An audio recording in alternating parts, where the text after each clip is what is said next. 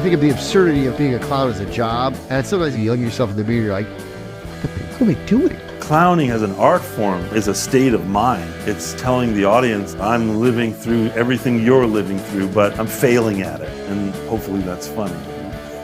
Well, that's what I want to do. I just want to be an idiot in front of people. My wife says, like, could you live like this? I was like, yeah, I could.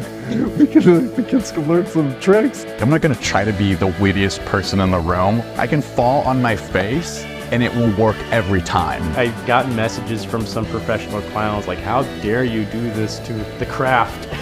I'm looking for just a nose. We don't have a nose, we have that mask, or you can have it. Now clowns in the mainstream are the horror movies. Clowning as we know it is gone.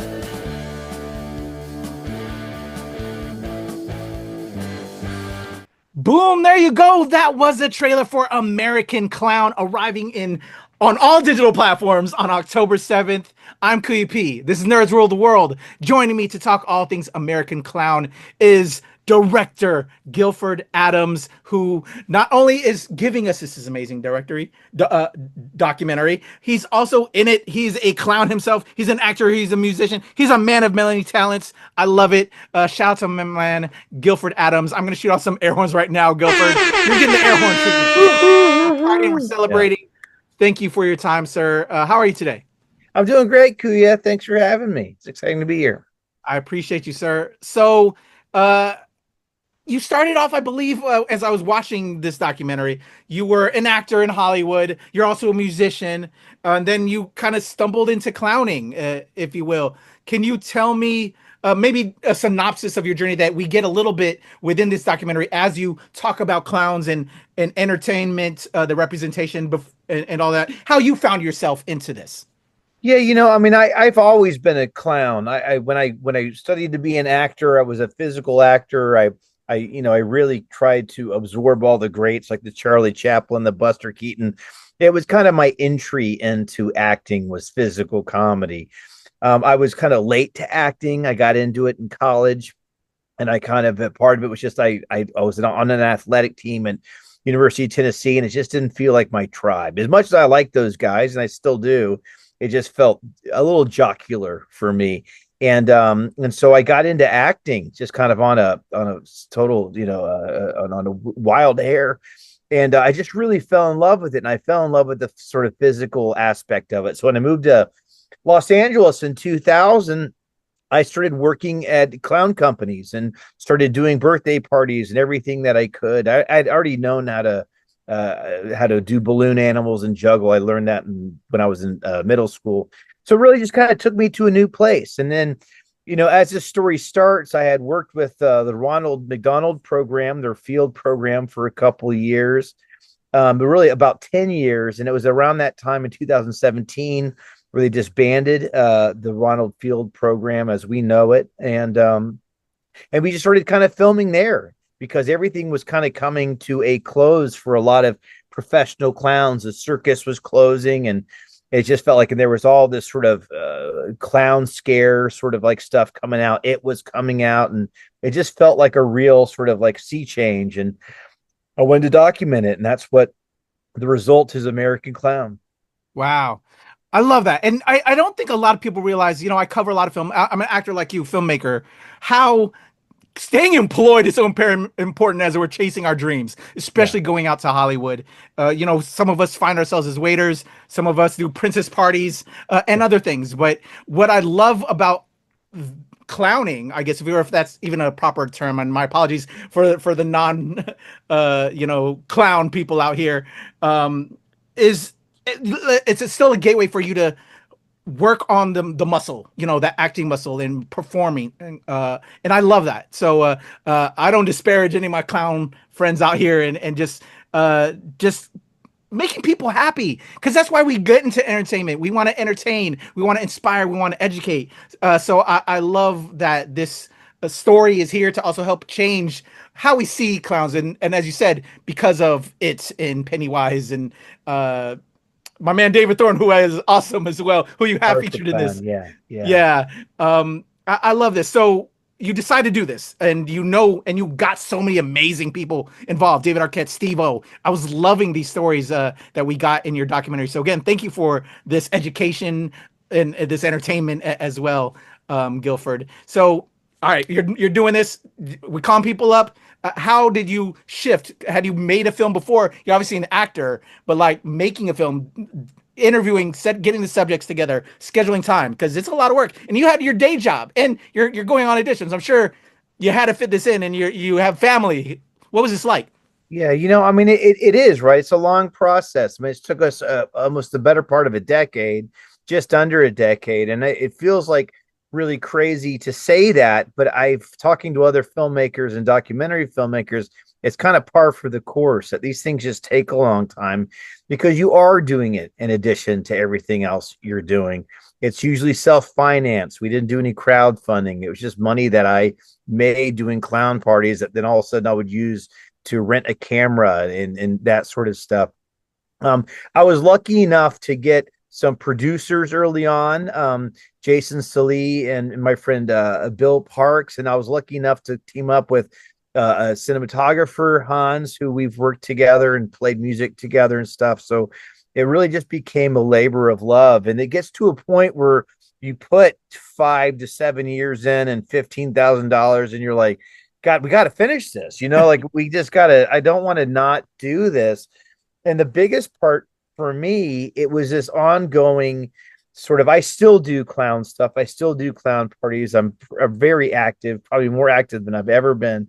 And I'll have kids always ask me, like, aren't all clowns scary? And it just kind of breaks my heart a little bit because listen, I have nothing against scary clowns. That's part of, the cinema loves them. That's what's kind of hitting right now, but it just bothers me that the clown, that kids don't have another sort of representative, as far as being a clown. Like in the 80s growing up, we had Ronald McDonald, we had Bozo, we had just we had the clowns at Ringling, we had just more access to friendlier type clowns. And now it's taken a turn where the only clowns the younger generation sees is kind of horror clowns. And I just I can't fix that. And I can't, and I'm not even trying to erase that. I just wanted to combat it with other positive images of clowning and of clowns and just to remind people there's enough room at the table for everybody. I love that. And I completely agree with that. It's a double-edged sword. Yeah. I love my horror clowns, but I love my happy clowns, my sad clowns. I think you and I, we're as actors, as creators, we're empaths. We feel what the audience feels, and we have a lot of emotion. We wear it on our chests.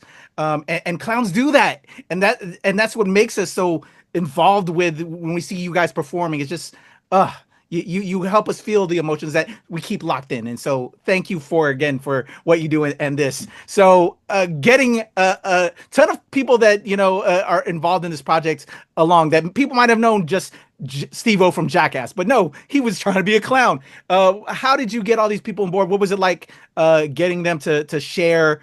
I just loved the amount of people you got. I loved seeing Pity. I think it was Pity Puddles, who's from Richmond, not too far from here where I'm here in DC. I fell in love with some of the stuff I saw on YouTube with him and then quickly became a fan. Can you just tell me about some of the friends you got involved? I mean, most of these people, either I know directly or I know somebody that knows them. I mean, the clowning community is a rather small community. Steve-O, I auditioned for Ringling Brothers in '97 and I didn't get in, and that's the class that Steve-O went to. He also happened to go with a bunch of my friends that I've known for the past 20 or 30 years. Matt Morgan, who's also in the doc, and Matt Walker, and Tina Groff, who's Filipino like you. And so it was really just and then stuff like John C. Reilly, I did his kids parties way back in the day when they were 4 and 5, and that was 20 something years ago. And so I've stayed a little contact here and there. And David Arquette I did a movie with in 2016.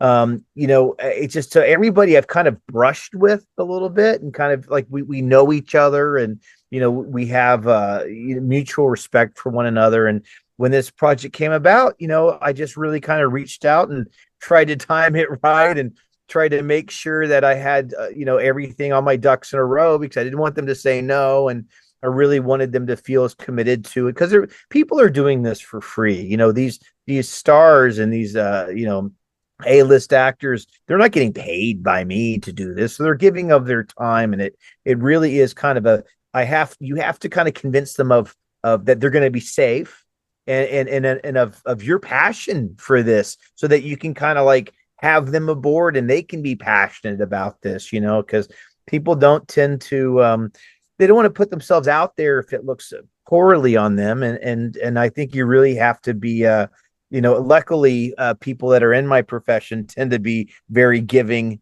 and empathetic, so I lucked out there, I guess.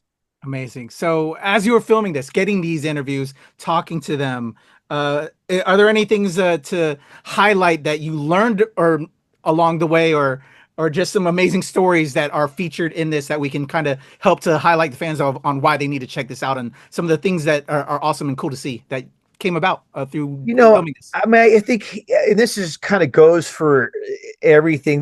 We have so much more in common than we have than we don't have in common. And so like we were talking a lot about getting a rodeo clown. So we got this wonderful JJ Harrison. And, I was like, well, I think it's good. Sure, we're talking about clowns. We should have that clown. I mean, it's a different skill set and all that.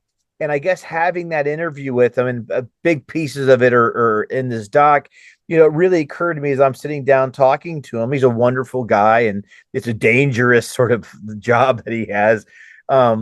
And I just like, as I'm talking to him, I realize, and what I'm listening to him, I'm like, oh my God, he's a clown, and everyone's like, well, of course he's a clown. That's why you're interviewing. It's like, no, but he's a clown. Like his heart is like, he's got all of the things, but he does it in a different sort of setting, in different makeup. And it's just a different, skill set entirely, but he's a clown, and he had one of these things that I just thought was great. And I think about it all the time. He said to me in one of the interviews, he's like, you can't just put face paint on somebody and make them a clown. You can't just paint someone's face and make them a clown. Like it doesn't work like that. And I thought, that's very interesting. You're right. You can't. There's something bigger than that. It's something about your compassion and your heart and your willingness to be vulnerable. Like there's just more that goes into it than just like cosplay, and I just saw like that. What a wonderful insight. And of course, a clown would know that, a clown would know that is just, it takes more than just, big shoes and a red nose. That does not make a clown. There's something more to it. And so the doc really tries to set out, trying to really figure out what those things are and to talk about it. It's not the definitive resource to everything clown. It's the journey that we're all taking together. I really wanted this just to be another sort of big shoe in a direction of like having a conversation of what makes a clown, and what's the appeal, and what are we missing by just embracing the horror clown and like letting the others, fall to the side. What is it that we're kind of missing? I think in today's politicized environment, you're in DC, it really there's a danger to killing the truth tellers and to wanting to silence them. And I think the clowns for hundreds of years have been truth tellers, and I think, and they're an immediate they have an immediate relationship with young people, and are able to, I really think, speak to them in a special way, because, kids are always told that, no, that's your emotions aren't, they're always told that what they're doing is wrong. It's the one time that a kid can tell another adult that, no, you're wrong. You're wrong by doing that. And clowns give them that permission. And I think to take that away from them is just it's a real travesty. Agreed. Oh, I love that. Absolutely well said. And I love, again, that you featured a rodeo clown. It's like you're kind of touching everything in different spots. You had your Barnum and Bailey, I'm probably missing that, clowns. And then we had our musical clown like Pity, and then the rodeo clown. I just love that you kind of touch on things. And you had we talk on the horror clowns that kind of messed up clowns in a way because of the perspective that it is now. What do you think about that? You kind of just present everything and you don't really settle on anything, because again, we want to see through this lens of this documentary that they make us happy, but then it kind of got twisted and all of that. But you kind of leave it there. What is your perspective on it, and then your hope that people learn and hopefully get educated from this in a way? As we in America know, you can't always pick your leaders for better or worse, and your leader for some might not be the leader for others. Horror clowns specifically for me are not the ambassador that I want, but they keep us in the limelight right now. And it gives us a chance, an opportunity to also add to the conversation and tell the public about things that we like clowns, in addition to the horror or whatever else. So I think it's an opportunity to really have a counter argument about what it is that makes clowns special to us, and without taking away with the attitude and what they like in the horror clown. I also think that being a clown has always been a sign of the times. In the 30s and the 40s, you had hobo clowns. You had the invention of Weary Willie by Emmett Kelly. And then you had the corporate clowns in the 50s and the 60s. And now, when we have a backdrop in America and in the world of climate change and everything else, you have these scary, crazy horror clowns that are like just otherworldly. I think that speaks to us and our inner sort of struggle that we're going through, just as human beings, and in an environment that we're largely out of control in some instances. So I think that speaks to kind of where we are today a little bit. I feel that. I hope we can change the perspective, because like you, I'm an 80s baby. I grew up on Ronald McDonald. I grew up on Bozo. There was something special, and then it got twisted. Like after Simpsons with to me, it's Krusty. I blame you, Krusty. Although I love you, Krusty. Krusty the Clown, the Simpsons, and then Pennywise, and now again. But I love them. But it's a double-edged sword. Krusty is he's a very interesting character, and to me, it's a little bit of how far the pendulum has swung, because Krusty, in a lot of ways, is a little blue. Like you see him, he's smoking cigarettes, he's whatever. He's got father problems. The more we learn about Krusty, the more we like him. But he's a little bit. But now, in sort of light of where we are, and it's sort of like our lexicon of clowns, I would pick Krusty, even though he started off kind of on the good side. Like, he's not a murderer, he's got some love, and sure, he could do a little better. He's a little jaded, but like he's kind of, and that just tells you how far this sort of pendulum has swung to the horror clowns, that Krusty's actually considered one of the good guys now. When he debuted 30 years ago, we were like, "Ooh, Krusty, he's a little Krusty," But I think now I look at him kind of fondly. If there's sort of my Northern Star with the clown, it's probably closer to Krusty than it is to anybody. You know what? I completely agree with you. It's actually what I remembered. It's his side character that turns into the crazy one. If I'm remembering, his sideshow Bob or whatever. That's it. It's Sideshow Bob who we blame. I was like, I pinned it on Krusty, but he's way worse than Krusty. I think Kelsey Grammer voices him, and he is way worse than Krusty for sure. He's homicidal. Yeah. Yeah. He's the original bad clown, I think, in a way. Yeah. Anyway, I had so much fun with this documentary, Guilford, and I hope people check it out. It's dropping on October 7th, y'all, on all digital platforms: Amazon, Google TV, Vimeo, YouTube, Fandango. Go check it out. Get entertained. Are you planning to? Is there any other plans for this, or is there, now that you've accomplished this? I know you're dual-hatted. You're a clown yourself. You run the Los Angeles Clown Company. Are you still going to make more films? Because I think you did an excellent job with this. Are you still planning on doing more? I appreciate that. I do. There's other sort of like, I'm very clown centric, so I'm thinking of other clown projects I want to do. I don't see a documentary in my immediate future, but that could change. And I just want to say it is going to be released on October 7th for rent and for purchase. It'll be streaming in the beginning of the new year, because according to everything that I've recently learned, this being my debut as a director, You have to have a quarter where it's for sale or it's for rent before it can stream to the public. So we have to take this sort of step initially in order for it. It's like the window that you have to have for whatever. So, which is fine for me because I think it's priced relatively cheaply for a film. I think it's $7.99 on iTunes, and I don't know what the algorithm is for to buy. So I hope that we get some eyes on it.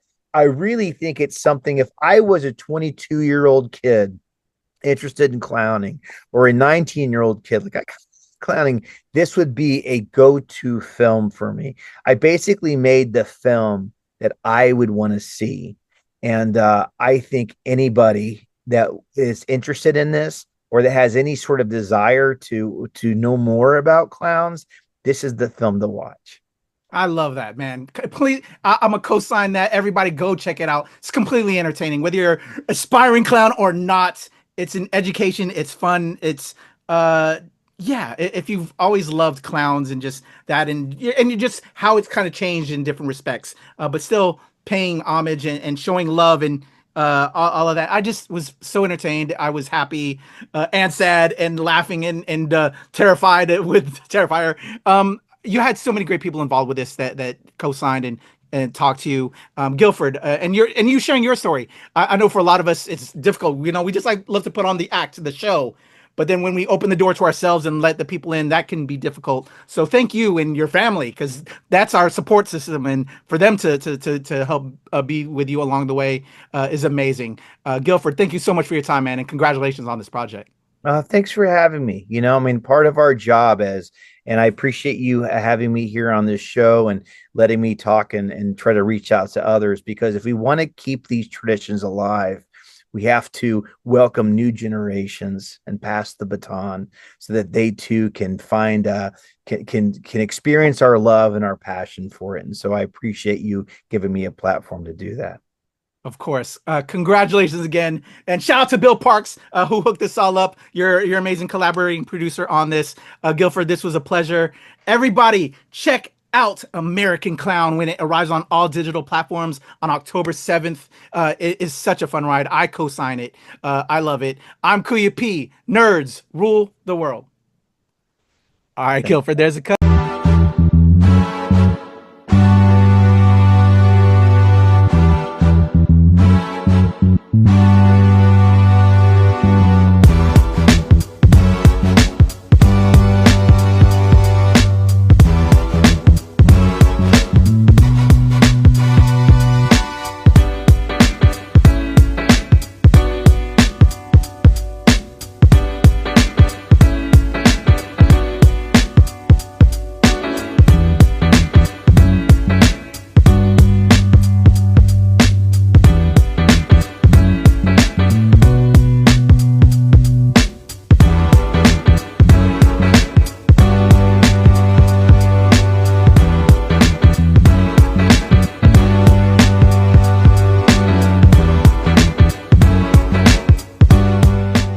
Nerds rule the world. Pleasure chatting with you. Love to all my nerds who rule the world. Yeah. Nerds rule the world. Yes, we do. Thanks. Nerds rule the world. Thank you. I love the nerds ruling the world, so more power to you. Patrick, what up, man? And yes, they do. Nerds rule the world, kid. Yes, sir. Thank you. Awesome. KUYA P, nerds rule the world. Hello. Yes, they do. Yes. Oh, nerds rule the world. I got. It's in the title of your show, like Nerds Rule the World. Like, I want more Black weirdos on screen, and I don't feel like we ever get to see that very much. Thank you so much. Nerds do rule the world. Yes. Thank you. Thank you, Nerds Rule. Love it. Hello, Sarah. Hello, Julian. Yes, Yes. Rock on. I love it. Thank you so much. It's good to see you. I love Nerds Rule the World. But yeah, there's a heavy nerd component, man. Yeah. And at the end of the day, if you ask me, nerds rule the world. So Absolutely. And you're right. Nerds do rule the world. We're just the best. Yes. Yes. Nerds do rule the world. I agree. We do. I agree. We're awesome, aren't we? Thank you, ladies. Thank you so much. Yes. Thank you, guys. Bye.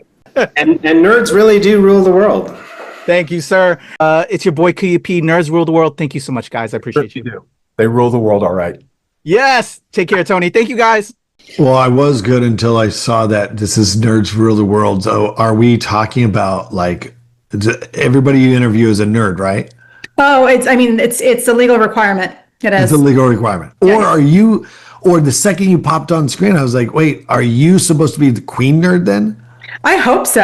My handle is Heather is a nerd, so I am a professional at least. Okay. But then you enter that whole question of like, well, if you're calling yourself a nerd, are you really a nerd? A true nerd, would they call them? I don't know. I'm going to start going cross-eyed. Going to psychoanalyze this a little bit. Yeah. Make sure other things are on silent. It's been a busy day. Okay, let's go. We're good there. All right, sir. Thank you again so much. I'm ready to rock and roll. We are recording October 7th on all digital platforms. And Guilford Adams. Yeah. All right, Cos. I can brutalize names sometimes. I don't want to mess it up. No worries. No, it's good. All right, sir. Let's have some fun. In a 1, 2, 3.